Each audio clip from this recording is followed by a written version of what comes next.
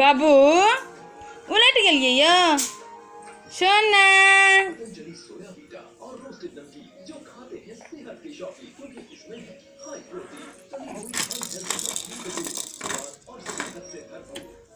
एक कलम नाम की संस्था, भारत लोक शिक्षा परिषद, दोनों ग्रामवासियों और वनवासी लोगों के शैक्षणिक, आर्थिक और सामाजिक सशक्तिकरण हेतु भूमिका समर्पित है।